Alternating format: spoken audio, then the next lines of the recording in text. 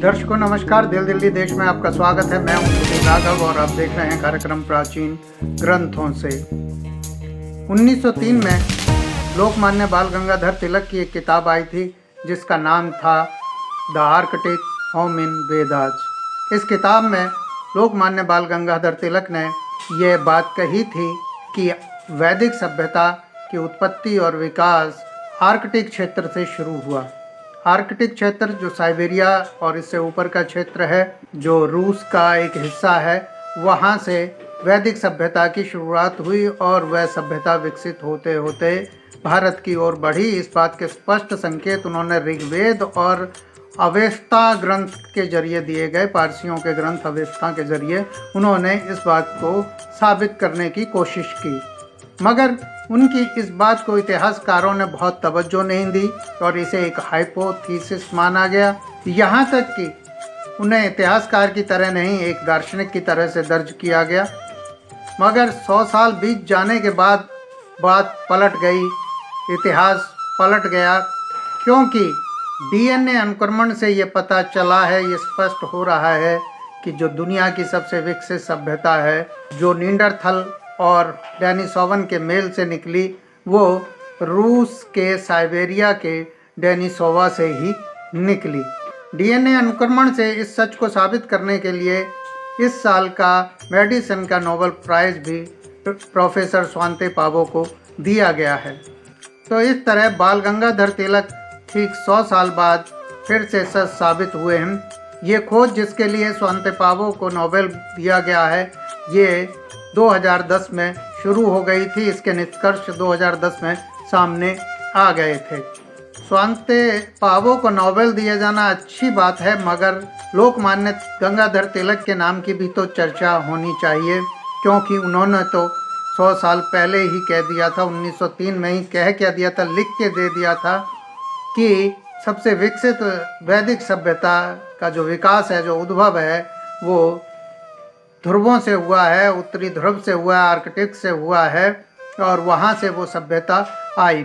और उन्होंने ये कोई बात हवा में नहीं कही थी। उन्होंने ऋग्वेद की ऋचाओं में ओरियन तारामंडल या ओरियन नेबुला या मृगशिरा नक्षत्र की स्थिति और कृत्तिका नक्षत्र की स्थिति का विस्तृत अध्ययन करके ये बात बताई थी। ये काल भी निकाला था उन्होंने कि ये समय कितना रहा होगा।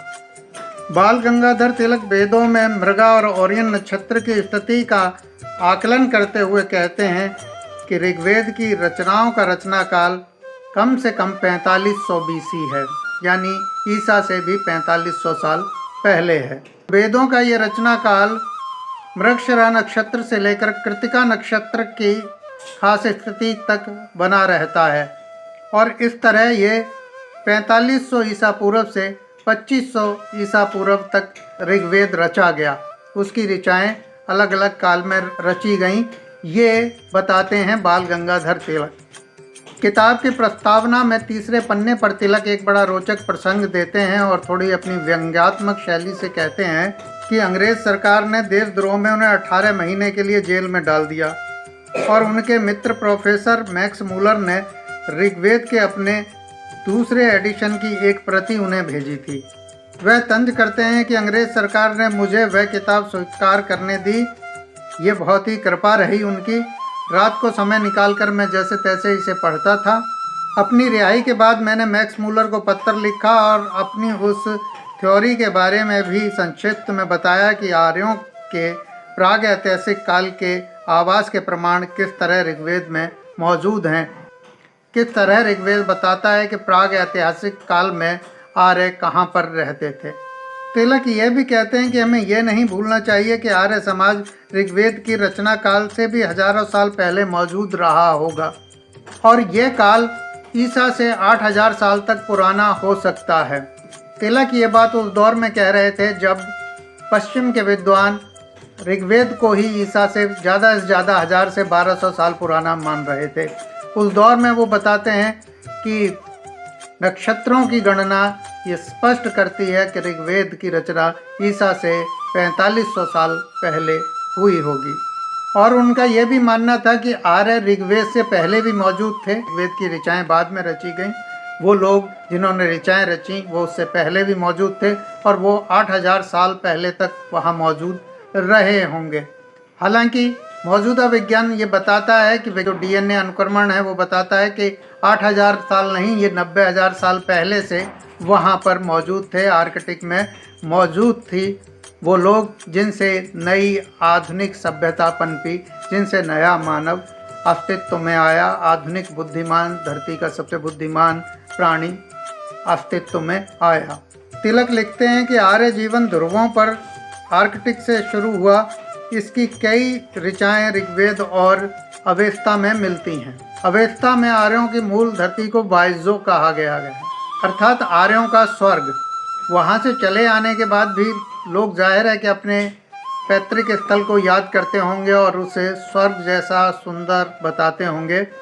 और उसका अवेस्ता में जो वर्णन है वो इस तरह से है, जहाँ सूर्य वर्ष में सिर्फ एक बार दिखाई देता था, फिर बर्फ का हमला होता था और सूर्य गायब हो जाता था। तिलक ये भी मानते हैं कि हिम युग शुरू होने पर आज से 8000 से 10,000 साल पहले आर्यों का आर्कटिक से पलायन शुरू हुआ। तो अब हम आते हैं उस मूल बात पर जो तिलक बता रहे थे। बाल गंगाधर तिलक कह रहे थे कि जो विकसित सभ्यता है, आर्य सभ्यता है, वो मूलतः आर्कटिक से उसका उद्भव होता है, वो पनपती है और वहाँ से दक्षिण की ओर बढ़ती है। और इसकी वजह भी वो स्पष्ट बताते हैं।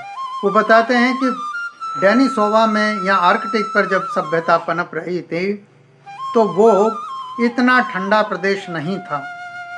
ठंडा प्रदेश वो बाद में बनता है जब दूसरा हिम युग शुरू होता है, यानी वो इलाका जमने लगता है, तो वहाँ से रह रहे लोगों का पलायन होता है। तो बहुत वाजिब वजह बाल गंगाधर तिलक बताते हैं, जो वजह विज्ञान भी नहीं बता पा रहा है। इसके अलावा वो एक और बड़ी बात कहते हैं, आर्कटिक में ही था ये जीवन। इसके स्पष्ट प्रमाण मौजूद हैं, क्योंकि आर्कटिक ही वो जगह है जहाँ वर्ष में एक बार सूरज दिखाई देता है, वो लगातार दिखता है और फिर अस्त हो जाता है, तो लगातार अस्त रहता है।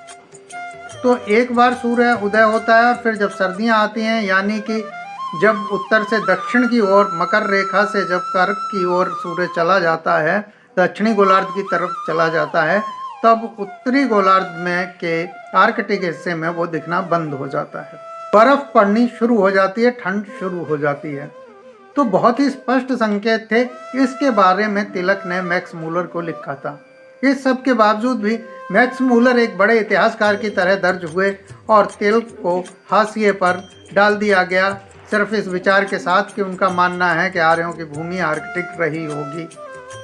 तो एक हाइपोथेसिस के साथ उन्हें समेट दिया गया।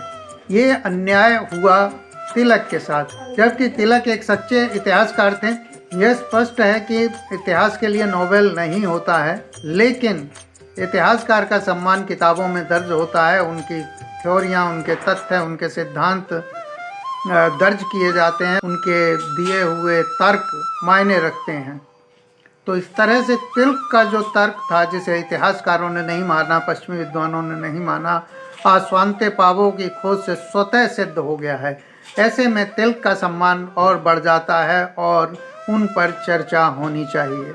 तो आज दिल दिल्ली देश में इतना ही। जल्द ही मिलते हैं हम इसी विषय पर। धन्यवाद।